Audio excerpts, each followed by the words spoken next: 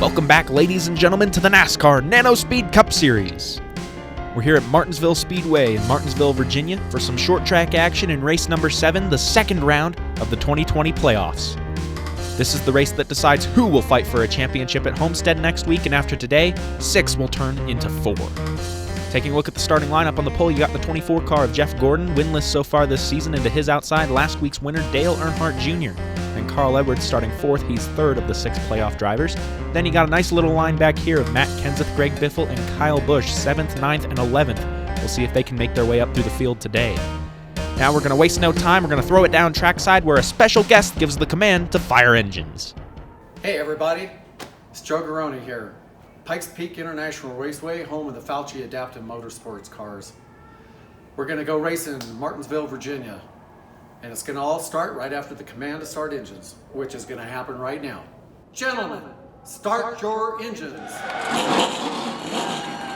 Thank you to Mr. Joe Garone for kicking things off here today at the Martinsville Speedway. And as the cars begin to roll off, we're going to do an interesting little thing here. We're going to take a look at where things were in NASCAR in 2015 when the series last ran versus where they are now. As we begin with our timeline back in 2015 when the series was canceled, you look at the rookies since then, spanning everywhere from Chase Elliott to Cole Custer this past season.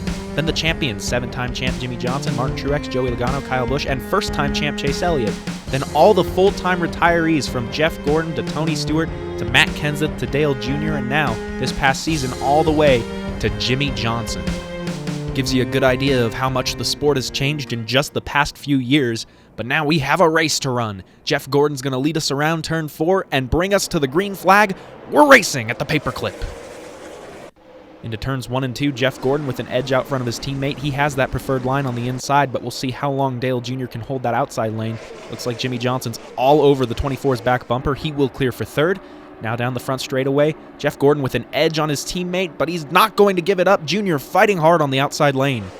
At the conclusion of the first 5 laps, we have a stage break, and yes, it is for points. It could mean a lot heading into the final race next week. Through turns 1 and 2, Gordon has cleared for the lead. He's trying to get as many points as possible, but he will be under fire from his teammate. We'll see what happens there. Right now, we look toward the back a little bit. Currently, Biffle and Busch are out of the cutoff, and Biffle might just have to battle his teammate to get back in. We'll keep an eye on that, but for now, we look back toward the front. Jr. went a little bit wide out of that corner, but he still stays glued to the back bumper of the 24. And now, we're in the final lap of the stage. Jeff Gordon continuing to lead. Hendrick Motorsports domination right now, and Jr. all over his back bumper. They've been teammates all the way up to this point, but there's a championship on the line. Will he try to make a move? Oh, there he goes. He shoves him up the track, side by side. Jr. gets him by a nose. What a finish for the stage right there. That's 3 additional points for Dale Earnhardt Jr. Had to muscle his teammate up the racetrack to get him, but my gosh, he got him. Sometimes you gotta do what you gotta do, and if it means getting into the final round, that's what Dale Jr. had to do. As now we get ready for mid-race pit stops, well, we still have 2/3 of this race to go. There's a lot of racing left to do. We'll see what happens here in these closing laps, but we're going to take a look at the stage results. Jr. gets 3 points, Jeff Gordon gets 2 points, which still gives him a considerable edge over his opponents, and, well, Jimmie Johnson's out of the playoffs, so that 1 point doesn't really matter. As they come off of pit road, oh, looks like Carl Edwards was able to nab the position away from Jimmie Johnson on pit road. So now we take a word from our sponsors. Cy Robinson on SoundCloud. He's my good buddy, and he's been cooking up some good stuff on there. Everything from EDM to piano to my personal favorite, percussion ensemble arrangements. Go check him out, links in the description. As I head onto the front straightaway, the green flag waving again. This time it's Dale Earnhardt Jr. leading us down. Take a look at Carl Edwards, all but pushing him across the start-finish line, but look at Jeff Gordon on the outside lane. Maybe some good adjustments made on pit road for that 24 car. He is holding his own up there. Really, really strong on the outside lane. He was actually able to lead that lap. Very nice job to him as the 99 car trying to infiltrate the Hendrick operation right now. And Dale Jr. with a really good run into the corner. Oh, he's barely going to clear him out of it. Man, he could have gotten turned to the wall right there if he came up just a little bit too soon. Now Dale Jr. settles into the lead, and look at Carl Edwards looking low on the 24 car as we take a look back at the battle for 7th. Still on that cutoff line, the 16 trying to get by the 17, his own teammate. It's a shame they have to be forced into that position, but again, that's what it means to get the championship. Now down the back straightaway, Gordon has set his sights on the 88. He's caught back up to his rear bumper, and he is right there down the front straightaway. Oh, trouble! Logano into the inside wall. Oh, Kenseth's taken out! Oh, huge pile up. Caution's out. That might be the end of Matt Kenseth's playoff run. He took a hard hit into the inside wall. Let's take a look at the replay. Ooh, just got really loose out of the corner. Logano into the wall, and Kenseth with nowhere to go. Biffle was barely able to squeeze by, but that might be it for the 17 car. And yep, he's going to get towed away. Matt Kenseth is out of the playoffs. Let's take a look at another angle of the replay. Yeah, he just did not have anywhere to go. And Kyle Busch just barely skidded to a halt before he got hit right there. Looks like he'll be able to continue. Let's see how that battle shapes up. So now we get ready for the closing laps. The cars are going to exit pit road. Only 9 cars left on the track. Oh, it looks like Busch, Patrick, and Kane will be able to join them. They'll be able to continue. We're going to keep our eyes on the cutoff battle back there between Biffle and Busch. But there's also a race to be won. And Dale Earnhardt Jr. is going to lead us to the final 5 laps. Who's going to win at Martinsville?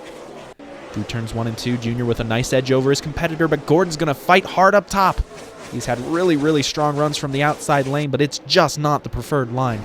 We'll see if he's able to get back down. Oh, look at him go out of the corner. He leads that lap by a considerable margin right there. And he's going to continue to power around the outside lane. 3.5 laps to go here at Martinsville, and Jeff Gordon has a really strong edge over his competitor. Dale Earnhardt Jr. on the inside, just hanging right there on his left rear quarter. Now through turns 1 and 2, 3 more laps to go. Look at Gordon on the outside lane. He's going to clear him.